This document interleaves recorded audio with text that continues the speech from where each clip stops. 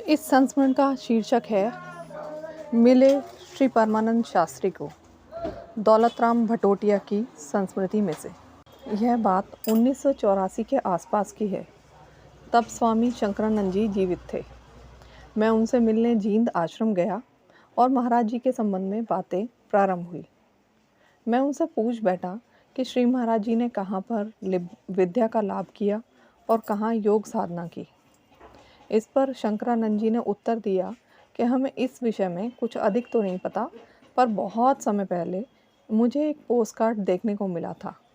उस पर पते में लिखा था मिले श्री परमानंद शास्त्री को, और पत्र भेजने वाले के स्थान पर लिखा था गोविंद आश्रम।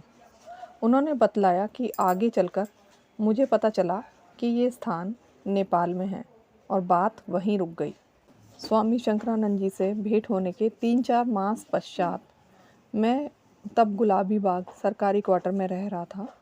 मेरा पुत्र आनंद प्रकाश सरदार उधम सिंह स्कूल शास्त्री नगर में कार्यरत है। उसने अपने स्कूल के चपरासी को कुछ वस्तु लेने के लिए एक बार उसे हमारे घर भेजा। उसका पहाड़ी जैसा रूप देखकर मैं उससे पूछ बैठा, भाई तुम कहाँ के हो? उसने उत्तर दिया, नेपाल का। तब मैंने उससे पूछा, नेपाल में कोई स्थान है गोविंद आश्रम करके? उसने उत्तर दिया, जी हाँ है, और ये आश्रम मैंने देखा भी है।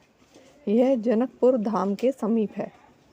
गोविंदपुर आश्रम के संबंध में विवरण जानने की इच्छा से उसने ये बतलाया कि वहाँ बड़े बड़े साधु और विद्वान रहते हैं। वहाँ संस्कृत पढ़ाई जाती है।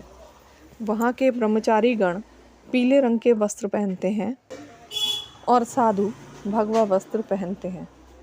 सब आश्रमवासी प्रातःकाल और सायंकाल मिलकर प्रार्थना करते हैं। वहाँ का प्रेम का वातावरण है और सारे पशु पक्षी निर्भय होकर वहाँ पर विचरण करते हैं।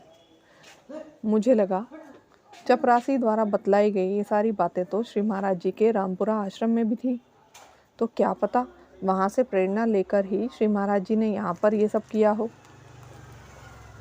पर ये सारी बातें अन्य सभी आश्रमों में भी हुआ करती हैं, अतः केवल इनके आधार पर ही कोई निर्णय नहीं लिया जा सकता। धन्यवाद।